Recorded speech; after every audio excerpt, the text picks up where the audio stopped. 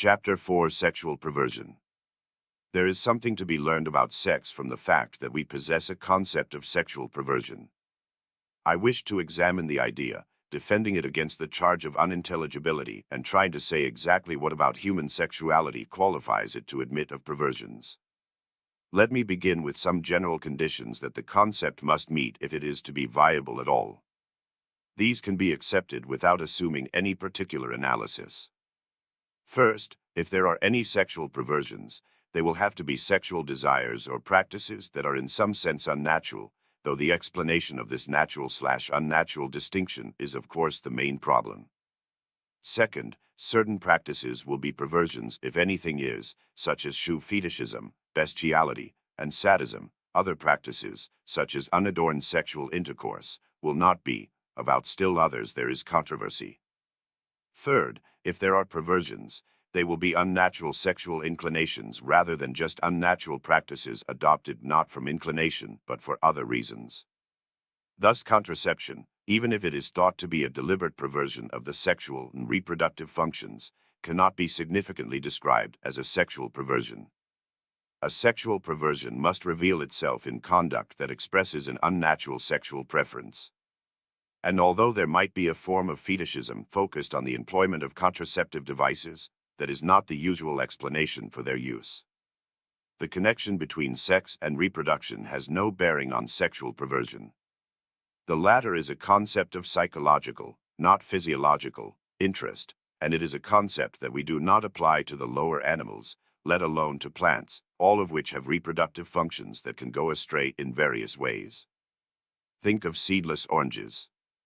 Insofar as we are prepared to regard higher animals as perverted, it is because of their psychological, not their anatomical, similarity to humans. Furthermore, we do not regard as a perversion every deviation from the reproductive function of sex in humans, sterility, miscarriage, contraception, abortion. Nor can the concept of sexual perversion be defined in terms of social disapprobation or custom. Consider all the societies that have frowned upon adultery and fornication. These have not been regarded as unnatural practices, but have been thought objectionable in other ways. What is regarded as unnatural admittedly varies from culture to culture, but the classification is not a pure expression of disapproval or distaste. In fact, it is often regarded as a ground for disapproval, and that suggests that the classification has independent content. I shall offer a psychological account of sexual perversion that depends on a theory of sexual desire and human sexual interactions. To approach this solution, I shall first consider a contrary position that would justify skepticism about the existence of any sexual perversions at all, and perhaps even about the significance of the term. The skeptical argument runs as follows. Sexual desire is simply one of the appetites. Like hunger and thirst. As such, it may have various objects, some more common than others perhaps, but none in any sense natural. An appetite is identified as sexual by means of the organs and erogenous zones in which its satisfaction can be to some extent localized, and the special sensory pleasures which form the core of that satisfaction. This enables us to recognize widely divergent goals, activities, and desires as sexual, since it is conceivable in principle that anything should produce sexual pleasure and that a non-deliberate, sexually charged desire for it should arise, as a result of conditioning. If nothing else, we may fail to empathize with some of these desires, and some of them, like sadism, may be objectionable on extraneous grounds, but once we have observed that they meet the criteria for being sexual, there is nothing more to be said on that score. Either they are sexual or they are not. Sexuality does not admit of imperfection, or perversion, or any other such qualification. It is not that sort of affection. This is probably the received radical position. It suggests that the cost of defending a psychological account may be to deny that sexual desire is an appetite. But insofar as that line of defense is plausible, it should make us suspicious of the simple picture of appetites on which the skepticism depends. Perhaps the standard appetites, like hunger, cannot be classed as pure appetites in that sense either, at least in their human versions. Can we imagine anything that would qualify as a gastronomical perversion? Hunger and eating, like sex, serve a biological function and also play a significant role in our inner lives. Note that there is little temptation to describe as perverted an appetite for substances that are not nourishing. We should probably not consider someone's appetites perverted if he liked to eat paper, sand, wood, or cotton. Those are merely rather odd and very unhealthy tastes. They lack the psychological complexity that we expect of perversions. Coprophilia, being already a sexual perversion, may be disregarded. If on the other hand someone liked to eat cookbooks, or magazines with pictures of food in them, and preferred these to ordinary food, or if when hungry he sought satisfaction by fondling a napkin or ashtray from his favorite restaurant, then the concept of perversion might seem appropriate. It would be natural to call it gastronomical fetishism. It would be natural to describe as gastronomically perverted someone who could eat only by having food forced down his throat through a funnel, or only if the meal were a living animal. What helps is the peculiarity of the desire itself, rather than the inappropriateness of its object to the biological function that the desire serves. Even an appetite can have perversions if in addition to its biological function it has a significant psychological structure. In the case of hunger, psychological complexity is provided by the activities that give it expression. Hunger is not merely a disturbing sensation that can be quelled by eating. It is an attitude toward edible portions of the external world, a desire to treat them in rather special ways. The method of ingestion, chewing, savoring, swallowing, appreciating the texture and smell, all are important components of the relation, as is the passivity and controllability of the food. The only animals we eat live are helpless mollusks. Our relation to food depends also on our size. We do not live upon it or burrow into it like aphids or worms. Some of these features are more central than others, but an adequate phenomenology of eating would have to treat it as a relation to the external world and a way of appropriating bits of that world, with characteristic affection. Displacements or serious restrictions of the desire to eat could then be described as perversions, if they undermine that direct relation between man and food which is the natural expression of hunger. This explains why it is easy to imagine gastronomical fetishism, voyeurism, exhibitionism, or even gastronomical sadism and masochism. Some of these perversions are fairly common. If we can imagine perversions of an appetite like hunger, it should be possible to make sense of the concept of sexual perversion. I do not wish to imply that sexual desire is an appetite, only that being an appetite is no bar to admitting of perversions. Like hunger, sexual desire has as its characteristic object a certain relation with something in the external world, only in this case it is usually a person rather than an omelet, and the relation is considerably more complicated. This added complication allows scope for correspondingly complicated perversions. The fact that sexual desire is a feeling about other persons may encourage a pious view of its psychological content, that it is properly the expression of some other attitude, like love, and that when it occurs by itself it is incomplete or subhuman. The extreme Platonic version of such a view is that sexual practices are all vain attempts to express something they cannot in principle achieve. This makes them all perversions, in a sense. But sexual desire is complicated enough without having to be linked to anything else as a condition for phenomenological analysis. Sex may serve various functions, economic, social, altruistic, but it also has its own content as a relation between persons. The object of sexual attraction is a particular individual who transcends the properties that make him attractive. When different persons are attracted to a single person for different reasons, eyes, hair, figure, laugh, intelligence, we nevertheless feel that the object of their desire is the same. There is even an inclination to feel that this is so if the lovers have different sexual aims, if they include both men and women, for example. Different specific attractive characteristics seem to provide enabling conditions for the operation of a single basic feeling, and the different aims all provide expressions of it. We approach the sexual attitude toward the person through the features that we find attractive, but these features are not the objects of that attitude. This is very different from the case of an omelet. Various people may desire it for different reasons, one for its fluffiness, another for its mushrooms, another for its unique combination of aroma and visual aspect, yet we do not enshrine the transcendental omelet as the true common object of their affections. Instead, we might say that several desires have accidentally converged on the same object. Any omelet with the crucial characters takes would do as well. It is not similarly true that any person with the same flesh distribution and way of smoking can be substituted as object for a particular sexual desire that has been elicited by those characteristics.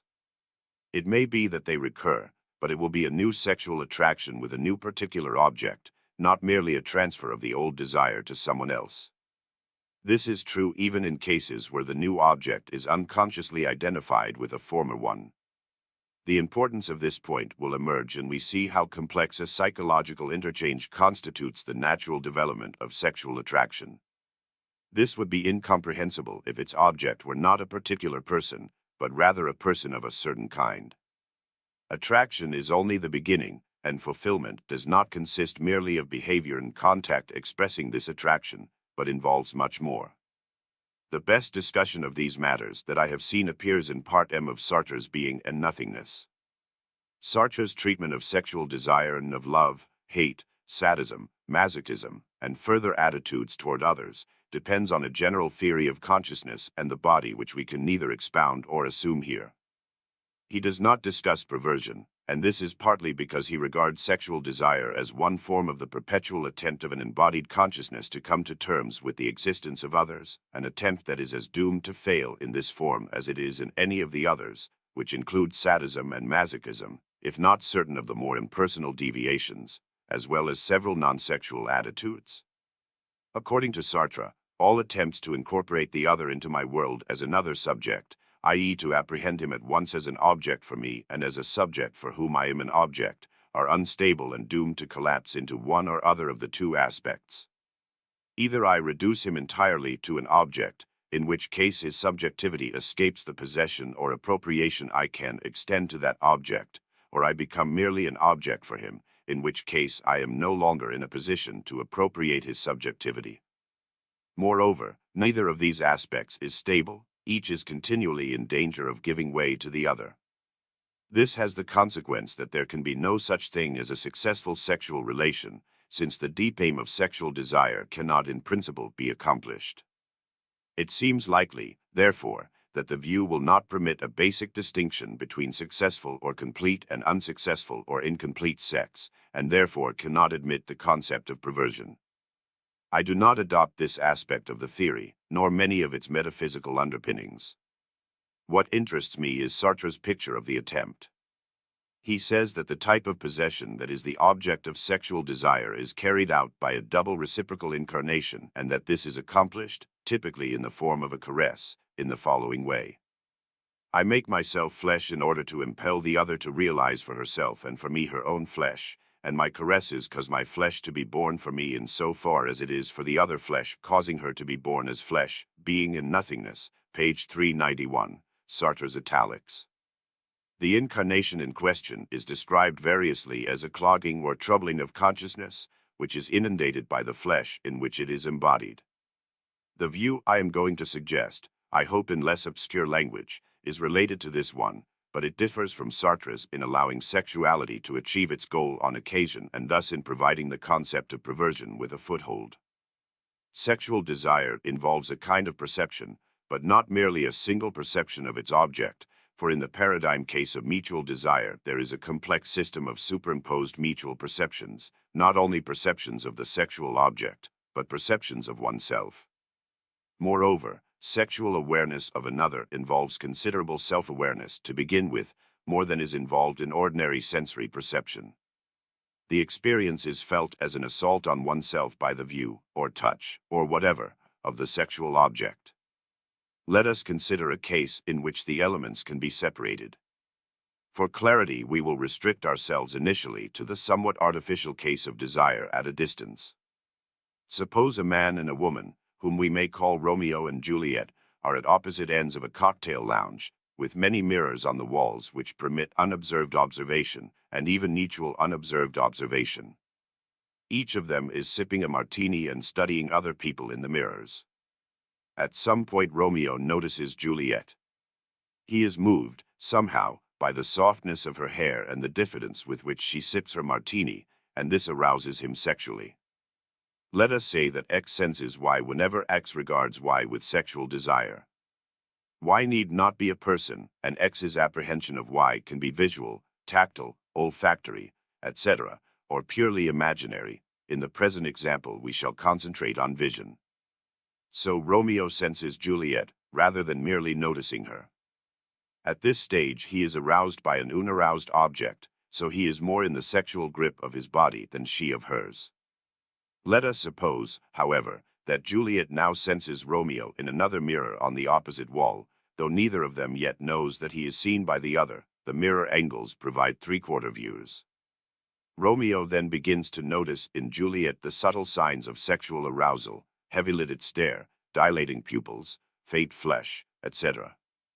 This, of course, intensifies her bodily presence, and he not only notices but senses this as well. His arousal is nevertheless still solitary. But now, cleverly calculating the line of her stare without actually looking her in the eyes, he realizes that it is directed at him through the mirror on the opposite wall. That is, he notices, and moreover senses, Juliet sensing him. This is definitely a new development, for it gives him a sense of embodiment not only through his own reactions but through the eyes and reactions of another. Moreover, it is separable from the initial sensing of Juliet, for sexual arousal might begin with a person sensing that he is sensed and being assailed by the perception of the other person's desire rather than merely by the perception of the person. But there is a further step.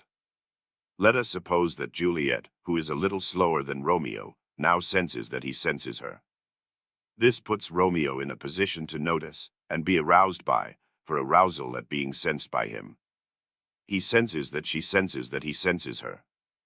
This is still another level of arousal, for he becomes conscious of his sexuality through his awareness of its effect on her and of her awareness that this effect is due to him. Once she takes the same step and senses that he senses her sensing him, it becomes difficult to state, let alone imagine, further iterations, though they may be logically distinct. If both are alone, they will presumably turn to look at each other directly, and the proceedings will continue on another plane. Physical contact and intercourse are natural extensions of this complicated visual exchange, and mutual touch can involve all the complexities of awareness present in a visual case, but with a far greater range of subtlety and acuteness. Ordinarily, of course, things happen in a less orderly fashion, sometimes in a great rush, but I believe that some version of this overlapping system of distinct sexual perceptions and interactions is the basic framework of any full-fledged sexual relation, and that relations involving only part of the complex are significantly incomplete. The account is only schematic, as it must be to achieve generality. Every real sexual act will be psychologically far more specific and detailed, in ways that depend not only on the physical techniques employed and on anatomical details, but also on countless features of the participants' conceptions of themselves and of each other, which become embodied in the act. It is familiar enough fact, for example, that people often take their social rules and the social rules of their partners to bed with them. The general schema is important, however, and the proliferation of levels of mutual awareness it involves is an example of a type of complexity that typifies human interactions. Consider aggression, for example. If I am angry with someone, I want to make him feel it, either to produce self-reproach by getting him to see himself through the eyes of my anger and to dislike what he sees, or else to produce reciprocal anger or fear by getting him to perceive my anger as a threat or attack.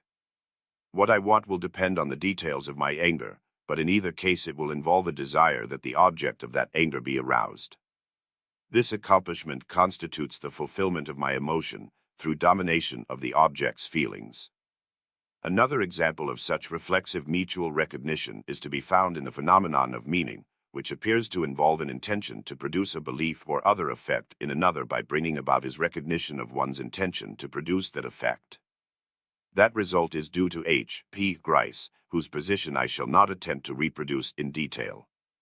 Sex has a related structure. It involves a desire that one's partner be aroused by the recognition of one's desire that he or she be aroused. It is not easy to define the basic types of awareness and arousal of which these complexes are composed, and that remains a lacuna in this discussion. In a sense, the object of awareness is the same in one's own case as it is in one's sexual awareness of another, although the two awarenesses will not be the same, the difference being as great as that between feeling angry and experiencing the anger of another. All stages of sexual perception are varieties of identification of a person with his body.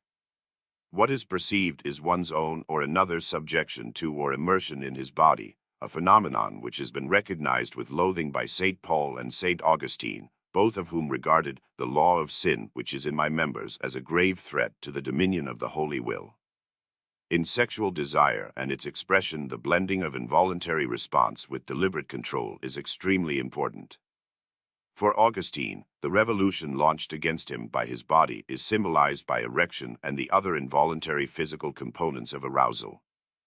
Sartre too stresses the fact that the penis is not a prehensile organ. But mere involuntariness characterizes other bodily processes as well. In sexual desire, the involuntary responses are combined with submission to spontaneous impulses. Not only one's pulse and secretions, but one's actions are taken over by the body. Ideally, deliberate control is needed only to guide the expression of those impulses. This is to some extent also true of an appetite like hunger, but the takeover there is more localized, less pervasive, less extreme. One's whole body does not become saturated with hunger as it can with desire. But the most characteristic feature of a specifically sexual immersion in the body is its ability to fit into the complex of mutual perceptions that we have described. Hunger leads to spontaneous interactions with food. Sexual desire leads to spontaneous interactions with other persons, whose bodies are asserting their sovereignty in the same way, producing involuntary reactions and spontaneous impulses in them. These reactions are perceived, and the perception of them is perceived, and that perception is in turn perceived. At each step, the domination of the person by his body is reinforced, and the sexual partner becomes more possessible by physical contact, penetration, and envelopment. Desire is therefore not merely the perception of a pre-existing embodiment of the other, but ideally a contribution to his further embodiment, which in turn enhances the original subject's sense of himself. This explains why it is important that the partner be aroused, and not merely aroused, but aroused by the awareness of one's desire. It also explains the sense in which desire has unity and possession as its object. Physical possession must eventuate in creation of the sexual object in the image of one's desire, and not merely in the object's recognition of that desire, or in his or her own private arousal. Even if this is a correct model of the adult sexual capacity, it is not plausible to describe as perverted every deviation from it. For example, if the partners in heterosexual intercourse indulge in private heterosexual fantasies, thus avoiding recognition of the real partner, that would, on this model, constitute a defective sexual relation. It is not, however, generally regarded as a perversion. Such examples suggest that a simple dichotomy between perverted and unperverted sex is too crude to organize the phenomena adequately. Still, various familiar deviations constitute truncated or incomplete versions of the complete configuration and may be regarded as perversions of the central impulse. If sexual desire is prevented from taking its full interpersonal form, it is likely to find a different one. The concept of perversion implies that a normal sexual development has been turned aside by distorting influences. I have little to say about this causal condition. But if perversions are in some sense unnatural, they must result from interference with the development of a capacity that is there potentially. It is difficult to apply this condition because environmental factors play a role in determining the precise form of anyone's sexual impulse. Early experiences in particular seem to determine the choice of a sexual object. To describe some causal influences as distorting and others as merely formative is to imply that certain general aspects of human sexuality realize a definite potential, whereas many of the details in which people differ realize an indeterminate potential, so that they cannot be called more or less natural. What is included in the definite potential is therefore very important, although the distinction between definite and indeterminate potential is obscure. Obviously, a creature incapable of developing the levels of interpersonal sexual awareness I have described could not be deviant in virtue of the failure to do so. Though even a chicken might be called perverted in an extended sense if it had been conditioned to develop a fetishistic attachment to a telephone. But if humans will tend to develop some version of reciprocal interpersonal sexual awareness unless prevented, then cases of blockage can be called unnatural or perverted.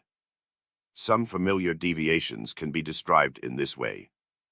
Narcissistic practices and intercourse with animals, infants, and inanimate objects seem to be stuck at some primitive version of the first stage of sexual feeling.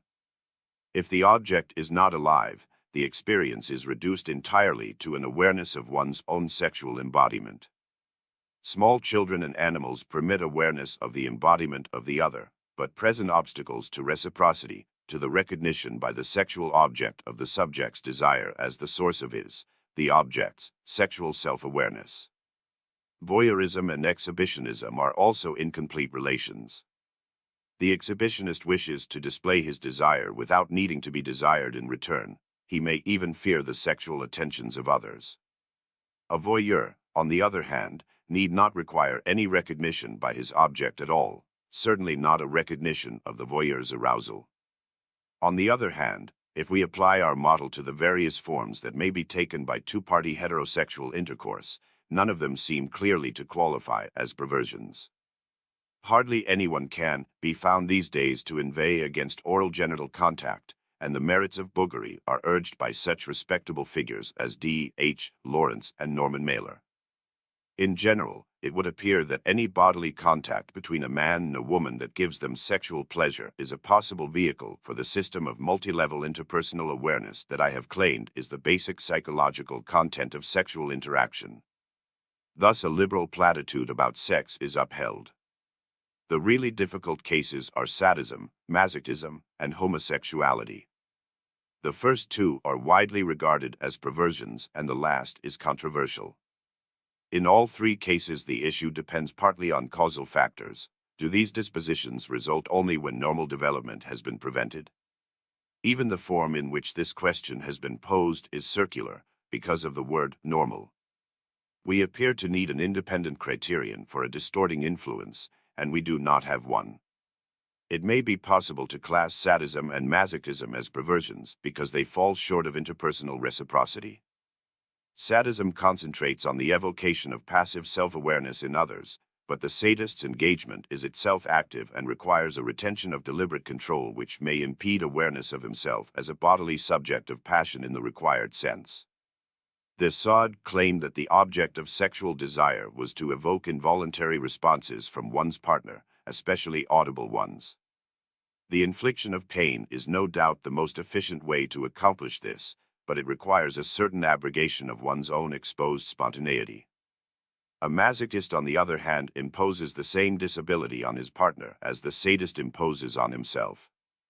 The masochist cannot find a satisfactory embodiment as the object of another's sexual desire, but only as the object of his control. He is passive not in relation to his partner's passion, but in relation to his non-passive agency.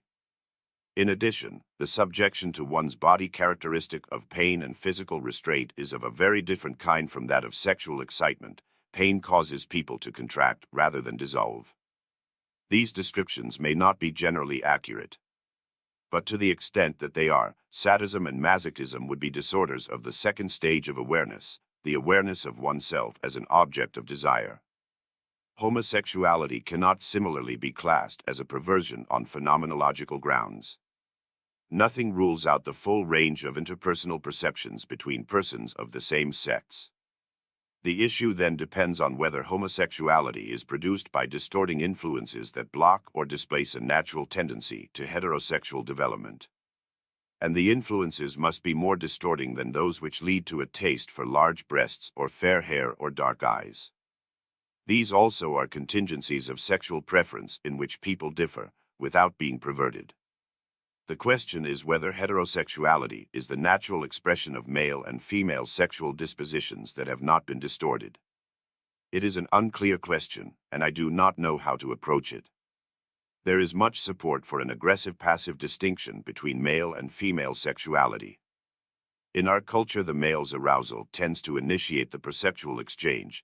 He usually makes the sexual approach, largely controls the course of the act, and of course penetrates, whereas the woman receives. When two men or two women engage in intercourse, they cannot both adhere to these sexual roles. but a good deal of deviation from them occurs in heterosexual intercourse. Women can be sexually aggressive and men passive, and temporary reversals of role are not uncommon in heterosexual exchanges of reasonable length. For these reasons, it seems to be doubtful that homosexuality must be a perversion, though like heterosexuality it has perverted forms. Let me close with some remarks about the relation of perversion to good, bad, and morality. The concept of perversion can hardly fail to be evaluative in some sense, for it appears to involve the notion of an ideal or at least adequate sexuality which the perversions in some way fail to achieve. So, if the concept is viable, the judgment that a person or practice or desire is perverted will constitute a sexual evaluation, implying that better sex, or a better specimen of sex, is possible. This in itself is a very weak claim, since the evaluation might be in a dimension that is of little interest to us. Though, if my account is correct, that will not be true. Whether it is a moral evaluation, however, is another question entirely, one whose answer would require more understanding of both morality and perversion than can be deployed here. Moral evaluation of acts and of persons is a rather special and very complicated matter, and by no means all our evaluations of persons and their activities are moral evaluations. We make judgments about people's beauty or health or intelligence which are evaluative without being moral. Assessments of their sexuality may be similar in that respect. Furthermore, moral issues aside, it is not clear that unperverted sex is necessarily preferable to the perversions. It may be that sex which receives the highest marks for perfection as sex is less enjoyable than certain perversions, and if enjoyment is considered very important, that might outweigh considerations of sexual perfection in determining rational preference. That raises the question of the relation between the evaluative content of judgments of perversion and the rather common general distinction between good and bad sex. The latter distinction is usually confined to sexual acts, and it would seem within limits to cut across the other. Even someone who believed, for example, that homosexuality was a perversion could admit a distinction between better and worse homosexual sex, and might even allow that good homosexual sex could be better sex than not very good unperverted sex. If this is correct, it supports the position that, if judgments of perversion are viable at all, they represent only one aspect of the possible evaluation of sex, even qua sex. Moreover, it is not the only important aspect. Sexual deficiencies that evidently do not constitute perversions can be the object of great concern. Finally, even if perverted sex is to that extent not so good as it might be, bad sex is generally better than none at all. This should not be controversial. It seems to hold for other important matters, like food, music, literature, and society. In the end, one must choose from among the available alternatives, whether their availability depends on the environment or on one's own constitution. And the alternatives have to be fairly grim before it becomes rational to opt for nothing.